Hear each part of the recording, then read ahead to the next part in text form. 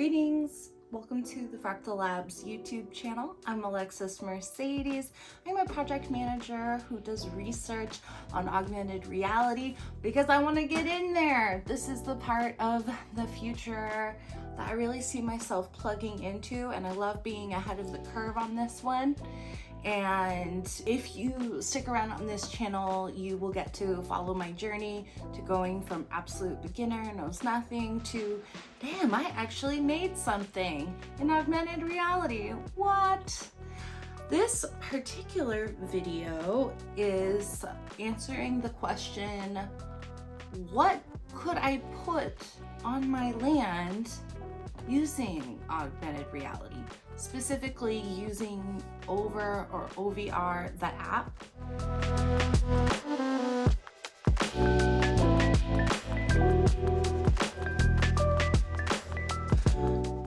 So I decided to dig up a bunch of examples and kind of do it as an inventory of what can be found as over projects, and I found some really cool art. So let me show you what happened.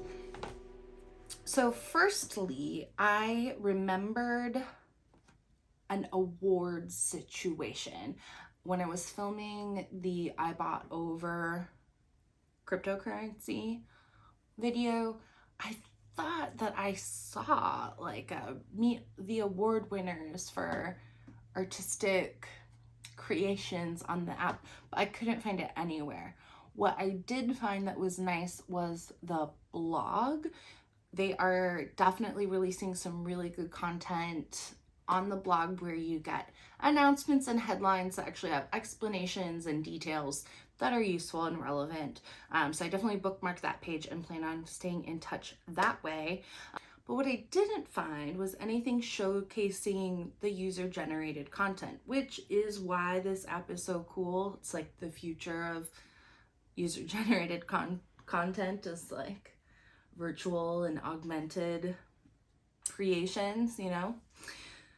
So I would really love to see that. I think that that's a missed opportunity. Reps at over, if you are watching, do that, add that to the blog. That should be a regular thing. Also, some demos on the website of the videos would be really cool. Like, I'm looking for examples of what can be done with this app, and the website didn't give me anything. But on the website, there were some clues. They all directed me to use the app. I would follow a rabbit hole and think, this is where I will find an example. And then it'd be like, download our app, download our app, download our app. So that's what I did. And the rest of the screen recordings are all going to be just from my phone because that's where all the research took place. First thing I found on the app was a live event. And this was super cool. I found this share button that made me think, oh, I could invite someone to meet me here. And the space that I was in seemed to be located outside of Guadalajara. And my understanding is that this is a space that's been created for that piece of land that I now get to use remotely. However, I did learn in this process that it doesn't have to be staked to a land. You can create an environment to be experienced anywhere. When you own a piece of overland, you can customize and anchor that experience to the space. So since there isn't anything on my block or nearby that has been purchased, I can't, using the app or really anything else, go experience what it is. And honestly, I love that because that's one of the beauties of augmented reality, is that it's intertwined and woven and part of the physical world. The fact that you can also use it in a virtual reality sort of way is perfect because, you know, we're not always, it's going to be a while before there's just like augmented reality things tacked down to locations on the earth. So having it remote optional at the moment is great. So immediately I'm stoked.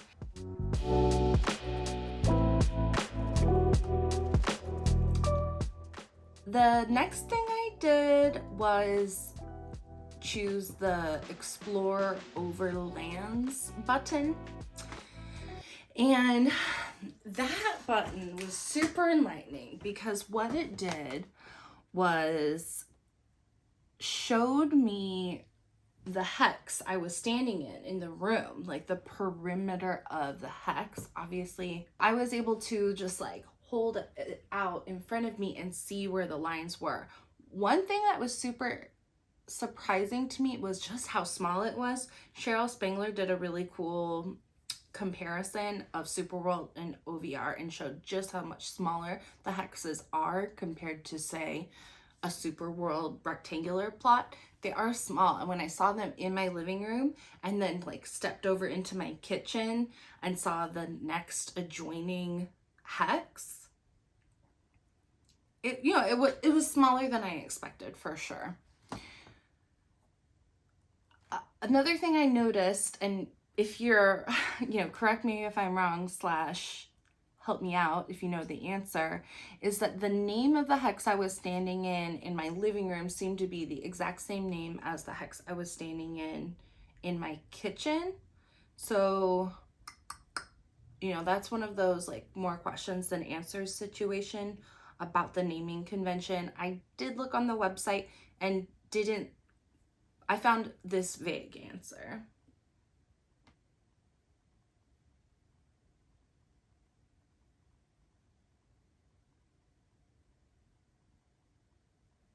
If there had been an experience that was attached to the land near me, the app would have notified me, which is a great setup, and I can't wait to go to a place where the experiences are specific to a place. In this clip, I explore some 2D art that's floating in space in Shanghai. The land name for that was headers.partnerships.sectional. And like most crypto VR art spaces, it seems to be primarily two-dimensional art floating loosely in space. That makes sense to me because being a 3D designer is still a niche situation where pretty much anyone with access to a telephone or computer can create two-dimensional digital art. So that makes sense. So scrolling through the page of options of experiences I could use or participate in, I was on the hunt specifically for 3D immersive experiences, and what I found was this amazing Barbie girl place where you could actually walk around objects in what looked like a museum installation. It was so cool. I think that it would have worked a little better if I wasn't up in the sky, like I was on a second floor. I would love to try it again on a field or something, or like set it up properly. After doing it several times, I got the hang of it where you're supposed to actually point it at the floor and then lift it up and it reveals the world. So cool.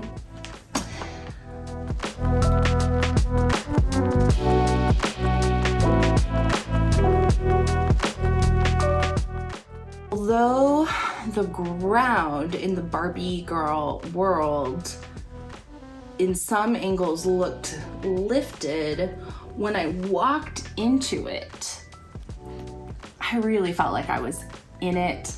There was a video playing on the wall and I could, things look real enough like you'd want to touch it. And that was just using my phone. If I had a VR headset on, it would be even cooler. So I was just so amazingly thrilled.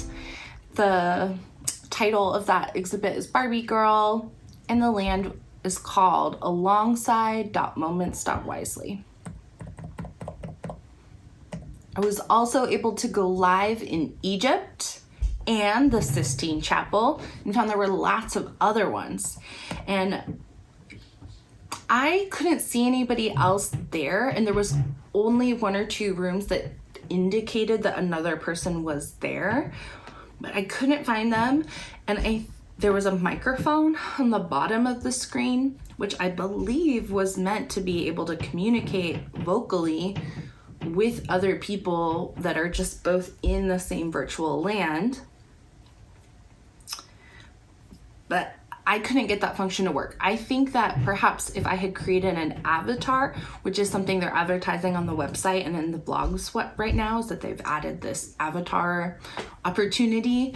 I think if I had an avatar and they had an avatar, then in that way I'd be able to interact. But I digress. It's not really what this particular video is about.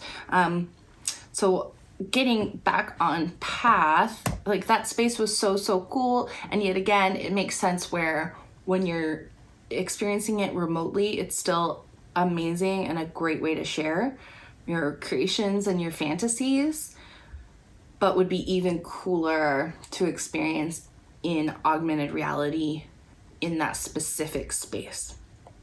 The next thing I found, which does very much excite me, is the Overland Playground. I did not know that this could exist, and I'll let the screen recordings speak for themselves, but I was able to play basketball, asterisks, I was able to shoot hoops virtually in my room using just my phone in an augmented reality way. And it was just so much fun and so functional and intuitive and easy to do. There are 6 games in the Overland Playground, and this would be such a fun way to get involved in developing the capabilities of this app, is to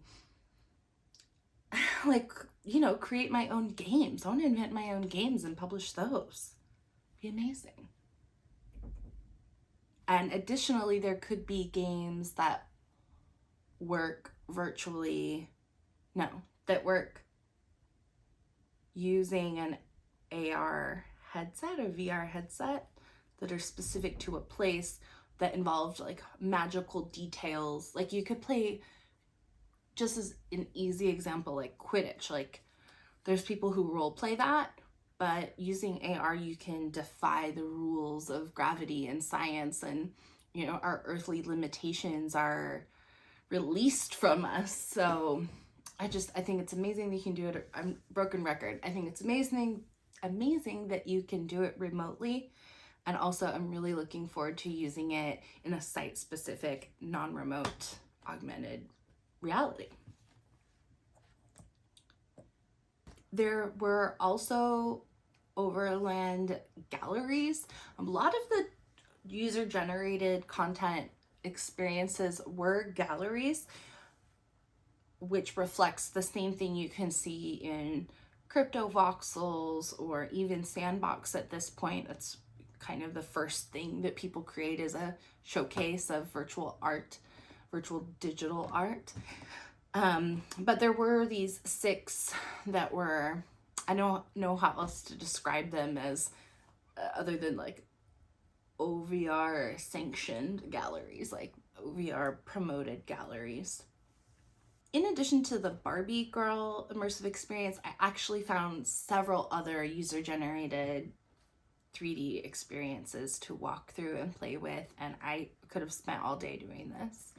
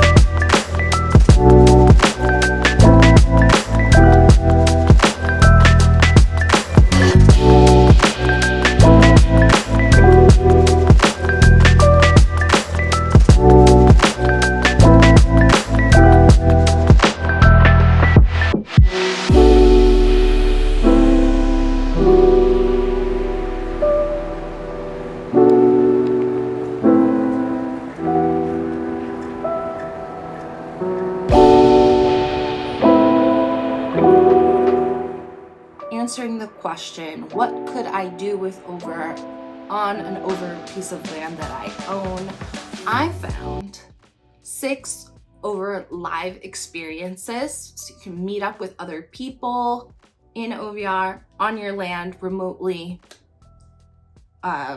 Amazing. 6 OVR playground experiences, which is sort of the same, except instead of the utility of being able to meet up with other people, the utility is getting to play a game that someone invented. You can also witness or build numerous, limitless 3D floating art, like floating object galleries or 2-dimensional floating image galleries. You can also build or experience plenty of 3D experiences. There are lots and lots of 3D experiences to enjoy. Just scrolling through the app, I found that there were more than I could possibly do in just one afternoon. In conclusion, this app is super cool and it actually works. It does the thing it says it's gonna do, which I don't see in other augmented reality options at the moment, at least in the crypto world. The question that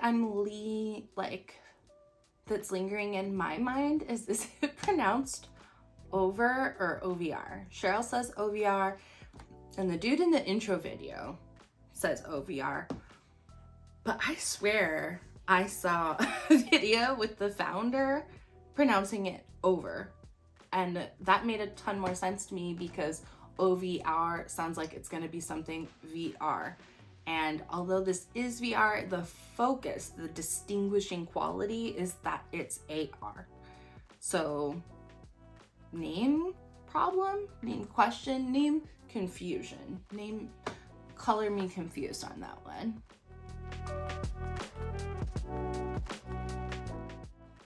If you enjoyed this video, let me know that I should make more by liking, subscribing, commenting. Specifically, I would love a comment of a land or an OVR experience that you've explored. Pop down that 3-word name and I'll go check it out. I would love to go see the artwork that you've found and that I can experience.